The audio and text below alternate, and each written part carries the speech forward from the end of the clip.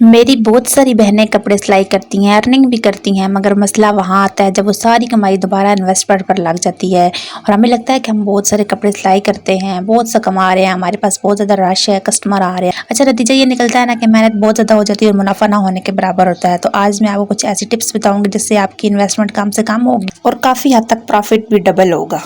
अस्सलाम वालेकुम मेरी प्यारी प्यारी बहनें, कैसी हैं आप सब? होप सो कि आप जहाँ भी होंगी खुश होंगी, आबाद होंगी। तो अल्लाह पाक आपको खुश रखे, अपने हिफ्ज़-ओ अमान में रखे। और आपने बहुत सारी मेरे लिए दुआएं की, लेकिन यकीन माने मेरी बहुत सारी हालत ख़राब थी। मुझे बहुत ज़्यादा ही टेम्परेचर था, तकरीबन 103 पे मुझे टेम्परेचर था। और फिर उसको उठने में और संभलने में अब काफ़ी टाइम लगेगा। और आज की वॉइस ओवर भी मुझसे अगर कोई थोड़ी सी मिस्टेक होगी तो थोड़ी सी उसको इग्नोर कीजिएगा। तो अल्लाह पाक खैर साहब के लिए आसानियाँ करे और अल्लाह पाक साहब को अपने हिफ्ज़-ओ-अमान में रखे, सब कुछ शुफ़ाए कामिला आजिला अता करे। अच्छा, मुझे कमेंट्स भी आए थे कि आप मुझे हमें डेली रूटीन बताएं। तो मेरी कोई काम करने की फ़िक्स डेली रूटीन नहीं है। मुझे जब भी कोई काम आसान लगता है मैं उसी टाइम वो काम निपटा लेती हूँ। बस मुझे पता होता है कि मैंने ये काम करना है और मुझे जब भी सहूलियत मिलती है मैं वो काम कर लेती हूँ। खैर मैं कभी आपको ज़रूर अपनी डेली रूटीन ज़रूर दिखाऊँगी। तो फिर ये सुबह की रूटीन थी, बच्चे की स्कूल की तैयारी करने के लिए। फिर मैं उनके कपड़े प्रेस कर रही थी और मैं उनको जगा रही थी कि आप उठ जाओ, अब देर बहुत हो गई है। लेकिन बच्चे आजकल रातें जो है वो छोटी हो गई हैं, फिर उनका होमवर्क भी काफ़ी हद तक ज़्यादा होता है, फिर बच्चे थके हुए होते हैं, बड़ी मुश्किल से ही उठते हैं। तो अपने टॉपिक की तरफ आते हैं ना कि हकीकत तो यह ना कि आज के दौर में शौकिया सिलाई जो है ना वो बहुत कम मेरी बहनें करती हैं। ज़्यादातर मेरी बहनें मजबूरी, हालात और अपनी छोटी छोटी ज़रूरियात पूरी करने के लिए दिन रात का कोई ना कोई हिस्सा वक्फ करके सिलाई का काम करती हैं कि जैसे जैसे घर का निज़ाम चलता रहे और इस मुश्किल वक्त में कुछ ना कुछ उनके पास निकल आए। क्योंकि एक औरत और ख़ासकर समझदार औरत बहुत कम खर्च में बड़ी आसानी से अपने जुगाड़ लगाकर घर गुजारा कर लेती है, घर चला लेती है। तो आज की वीडियो मेरी उन बहनों के लिए है जो अपने घर का निज़ाम बहुत मुश्किल से चलाती और सोचती हैं बचत भी हो जाए। तो वो मेरी बहनें जिनको बार बार सिलाई की चीज़ लेने के लिए बाज़ार जाना पड़ता है। और सच्ची बात है, सबसे पहले तो पेट्रोल की कीमत इतनी ज़्यादा है ना कि अगर पेट्रोल बाइक पर या हम किराया लगा कर जाएँ तो हमारा वक्त भी ज़ाया होता है, हमारा पैसा भी ज़ाया होता है और हम महंगी चीज़ भी ले आते हैं। क्योंकि हम एक चीज़ जब लेते हैं दुकानदार हमें उस चीज़ की कीमत महंगी करके देते हैं। तो अगर आप यही रंग बिरंगी नलकियाँ, आपको पता हो कि आपके पास कपड़े सिलाई करने के लिए आप नलकियाँ, बुकरम, लैस, चेपी यानी जिसको हम अपनी ज़ुबान में कहते हैं, अक्सर इसको फ्यूजिंग भी कहते हैं और बहुत सारी और ज़ुबानें भी होती हैं, लेकिन जो मैं आपको नॉर्मल अपनी ज़ुबान में बता रही हूँ ताकि मेरी हर बहन को समझ आ जाए। तो ये हम होलसेल रेट मार्केट से जब ख़रीदते हैं ना, आपकी बचत जो है ना वो बहुत उसका मार्जिन ज़्यादा हो जाता है। तो अगर आपको एक सूट पर भी 50 या 100 रुपये की एक्स्ट्रा बचत हो जाए ना तो वो आपको प्रॉफिट पर प्रॉफिट बन जाता है। एक कि आपको सिलाई के कपड़े की ये लदा सिलाई मिल जाएगी और आपको ये थोड़ा सा अपना ज़ाती प्रॉफिट मिल जाएगा। तो इस तरह अगर आप कम से कम महीने के कम से कम अगर 5 सूट सिलाई करती हैं ना तो आपके पास 500 तक का प्रॉफिट आ जाता है। तो ये छोटी छोटी चीज़ें होती हैं जो हमारा प्रॉफिट डबल कर देती हैं। अगली बात है फिक्स शॉप या पक्का ग्राहक बन जाना। जब आप बार बार एक शॉप पर जाते हैं तो शॉपकीपर को पता होता है कि हम उनके लॉयल कस्टमर हैं, वो हमेशा हमें अपनी हर ज़रूरत का सामान ज़रूर देता है और हमें हर ज़रूरत का सामान उनकी दुकान से मिल भी जाता है। तो दुकानदार नए पंडे से तो पूरी कीमत वसूल करते हैं, मगर जो पुराने ग्राहक होते हैं उनको बहुत सारा डिस्काउंट देते हैं। अगर वो हर नलकी या लैस पर कुछ ना कुछ डिस्काउंट दे देना तो महीने के आखिर में हमें 400-500 का डिस्काउंट मिल ही जाता है।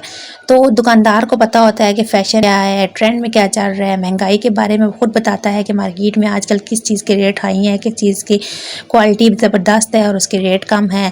तो यूँ हमें बहुत सारे हमारे पैसों की बचत भी हो सकती है। या कौन सी चीज़ आने वाले हफ्ते में महंगी होगी तो हम एडवांस में वो चीज़ ले लें। 10 दुकानों के चक्कर लगाने से बेहतर है कि हम एक ही दुकान से खरीदें ना, जिससे हमारा पेट्रोल का किराया भी बच जाता है, हमारा वक्त भी बचता है और मज़ा भी ये है ना कि अगर हम कोई चीज़ लेते हैं तो हमारी वो चीज़ बच जाती है तो हम उस चीज़ को रिटर्न भी कर सकते हैं।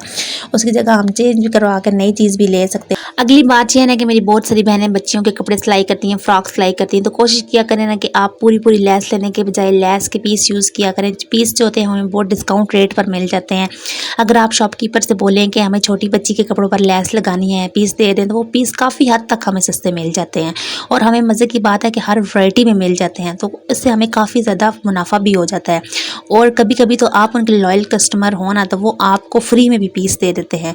और अगली बात है ना कि जब भी हमारे घर में कोई हमारा सूट पुराना हो जाता है या बच्चियों की कोई फ्रॉक होती है या कोई शर्ट ख़राब हो जाए तो हम उसे फ़ौरन ज़ाया कर देते हैं, लेकिन उसे ज़ाया करने से पहले अगर हम उस पर लगी हुई अच्छी अच्छी चीज़ें उतार लें, जैसे लेस, मोती, चेन या कढ़ाई वगैरह, तो अक्सर रेडीमेड कपड़ों पर ना ऐसी चीज़ें लगी हुई होती हैं और जो बहुत प्यारी लगती हैं। कपड़ा ख़राब हो जाता है मगर वो चीज़ें डल नहीं होती, उनका रंग ख़राब नहीं होता, बिल्कुल न्यू न्यू लगती हैं। तो अगर आपने अपनी किसी बच्ची के घर पर फ्रॉक सिलाई करना हो या लैस खरीदनी हो उसके लिए, तो आप बजाय इस पर पैसे लगाने के आप वही इस्तेमाल कर सकती हैं। इस तरह हमारा वक्त भी बच जाता है और हमारी सोच से भी ज़्यादा प्यारा और अच्छा डिज़ाइन बन जाता है। तो बस थोड़ा सा दिमाग इस्तेमाल करके हम बड़ा फ़ायदा हासिल कर सकते हैं। तो बस बच्चों के स्कूल से वापसी हो गई थी और फिर मैं दिन का खाना बना रही थी। तो बस आजकल तो गर्मी भी इतनी थी क्योंकि ये मेरे पुराने क्लिप्स थे तो गर्मी बहुत ज़्यादा थी, तो इस वजह से मैंने उनके लिए शरबत भी बनाया था और मुझे तो शरबत देख देख कर मेरा दिल कर रहा है कि मैं दोबारा अब शक्कर का शरबत पीऊँ, लेकिन फ़िलहाल तो मेरा गला इतना ख़राब है ना कि मैं वॉइस ओवर भी इतनी मुश्किल से कर रही हूँ कि एक चीज़ को बार बार काटती हूँ, बार बार बोलती हूँ, बार बार काटती हूँ और मेरा काफ़ी हद तक टाइम इस पर भी लग रहा है। खैर उसको देख देख के मेरा दिल अभी भी कर रहा है कि मैं बस गिलास भरा हुआ और ठंडा ठार पी लूँ, लेकिन ऐसा अब हो नहीं सकता। अगला पॉइंट बताने से पहले ना मैं आपको थोड़ी सी अपनी शॉपिंग भी बता दूँ कि ये छोटी सी शॉपिंग थी। अब बहुत सारी मेरी बहनें कहेंगी ये कोई शॉपिंग है, लेकिन मेरे नज़दीक ये शॉपिंग है क्योंकि ये मेरी मेहनत की शॉपिंग है।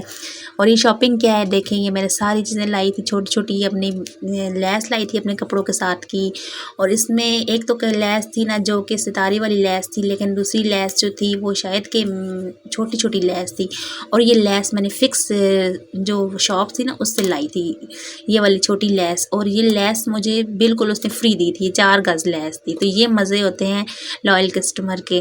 तो ये सिर्फ मैं आपको बहुत कम पैमाने पर बता रही हूँ और अगर आप किसी बड़े पैमाने पर काम करते हैं ना फिर आपको इससे भी ज़्यादा प्रॉफिट मिल सकता है, क्योंकि मैं अपने हिसाब से बात करती हूँ, आप अपने हिसाब से इस चीज़ को देखा करें। और फिर ये मेरा स्टेप भी ख़राब हुआ था, मैंने वो भी लाया था और बहुत सारी चीज़ें मैंने लाई थी और नलकियों का डिब्बा भी लाया था और जिसको देखकर मेरा बेटा पागल हो गया था। इन मेरे बच्चों ने मेरी कोई नलकी भी नहीं छोड़ी। मैं जितना मर्ज़ी भी कह लूँ ना कि आप बहनें अपने घर चीज़ों का ख्याल रखा करें, लेकिन ये जो बच्चे होते हैं ना पतंगबाजी के चक्कर में इन्होंने मेरी नलकियों का पूरा बैग खाली कर दिया। तो खैर बच्चे तो बच्चे हैं, आप बच्चे भी हैं, उन्होंने भी अपना बचपन एंजॉय करना है। जब बड़े होंगे तो उनको बताएंगे तो ये यकीन नहीं करेंगे नहीं मम्मा हम तो ऐसे नहीं करते थे। तो मेरा अगला पॉइंट फिर आता है, हम अपनी टॉपिक की तरफ आते हैं कि हम लोग अक्सर औकात बहनें जो है मशीन के बारे में नहीं जानती। तो मशीन की ज़रा सी हमारी चाल ख़राब हो जाए या मशीन के बारे में कुछ भी हो जाए तो बाज़ औकात हम उसे उठाकर फ़ौरन से मैकेनिक के पास ले जाते हैं। और मैकेनिक के पास जाने का मतलब है कि आपके जेब में कम अज़ कम भी 1000 रुपया तो पक्का ही होना चाहिए कि मशीन को कुछ हुआ है या नहीं हुआ, आपने उसको ठीक ज़रूर करना है। चाहे कुछ हुआ है या नहीं है, लेकिन उसने हाथ लगाने का भी 1000 रुपया ज़रूर लेना है। इसलिए कोशिश किया करें ना कि अपनी छोटी छोटी चीज़ों को खुद मैनेज किया करें, खुद डील किया करें, मशीन पे तेल दिया करें, उसकी बाकायदगी से सफाई किया करें। उसके जो टीथ होते हैं नीचे उनमें जो बाज़ औक़ात धागे फंस जाते हैं सिलाई कर करके, तो वो धागों को आप रोज़ किसी पुराने ब्रश से उनको साफ़ किया करें और उनकी इसकी सुई चेंज कर लिया करें हर 3-4 सूट सिलाई करने के बाद, क्योंकि ऊपर नीचे लगते लगते सुई भी बाज़ औक़ात हमारी ख़राब हो जाती है और हमारा टांका सही नहीं आ रहा होता। तो ये छोटी छोटी बातें होती हैं जिनकी तरफ हमारा ज़हन नहीं जाता और हम शायद समझते हैं कि मशीन में बहुत बड़ी ख़राबी आ गई, लेकिन हकीकत में ऐसा होता नहीं है। तो अपना नेक्स्ट और आखिरी पॉइंट है ना कि बचे हुए कपड़ों का रीयूज़ करें। अब अक्सर औकात हमारे कस्टमर जो होते हैं वो कपड़े के पीस का तकाजा नहीं करते और हमारे पास बहुत सारे पीस बच जाते हैं, तो उन बचे हुए कपड़ों से छोटी छोटी फ्रॉक्स आप बनाकर आप सेल भी कर सकती हैं, अपने बच्चों की फ्रॉक भी बना सकती हैं। और वो आपके जो पीस होते हैं वो आप उन्हें मैचिंग के तौर पर भी इस्तेमाल कर सकती हैं, किसी सूट के साथ फिनिशिंग के लिए पलटे के तौर पर भी या डिज़ाइन में इस्तेमाल करने के लिए आप प्लेन कपड़े के तौर पर भी इस्तेमाल कर सकती हैं। तो इसी तरह हम बचे हुए कपड़ों से हम पोटली बटन भी बना सकते हैं और दूसरे बटन भी बना सकते हैं। और अगर आप एक्स्ट्रा के तौर पर देखें तो बच्चियों की फ्रॉक बनते हैं, हेयर बैंड्स बनते हैं, क्लिप्स बनते हैं या छोटी वैराइटीज़ आप उनको एक्स्ट्रा के तौर पर बनाकर आप अलग भी सेल कर सकती हैं। तो ये छोटी छोटी बातें होती हैं जो कि हमें थोड़ी सी मेहनत करनी पड़ती है और मेहनत तो हमें खैर हर काम में ही करनी है, चाहे हम जो कुछ भी करें मेहनत हमने करनी है। और जिन्होंने घर का निज़ाम चलाना होता है ना वो मेरी बहनें मेहनत करने से बिल्कुल भी नहीं कतराती, बिल्कुल भी नहीं घबराती। तो बस आखिर में इतना ही कहूँगी ना कि छोटे छोटे काम अगर समझदारी से किए जाए ना तो वो इससे हमारा मेहनत ज़ाया भी नहीं होती, हमारा वक्त भी ज़ाया नहीं होता बल्कि फ़ायदा ही होता है। तो ये सोच एक आम सिलाई करने से लेकर एक कामयाब और समझदार औरत और बीवी बनाती है। तो ये मेरी छोटी सी शॉपिंग थी, मैंने आपको साथ साथ अपनी शॉपिंग दिखाई भी थी और ये मैं अपना सूट अपने हस्बैंड का सूट लेके आई थी, सॉरी। तो बस आप मुझे बताइएगा कि कैसा लगा। मुझे तो बस इस दफ़ा शौक था कि मैं वो ये कलर लूँ और मुझे ये कलर बहुत अच्छा लगा। तो खैर आपने मुझे कमेंट्स में बताना है सूट कैसा लगा। तो ये बस मैंने छोटी-छोटी चीज़ें लाई थी, ज़्यादा मैंने कुछ इतना ज़्यादा नहीं लाया था क्योंकि मगरिब का टाइम था, बाज़ार बंद होने वाले थे।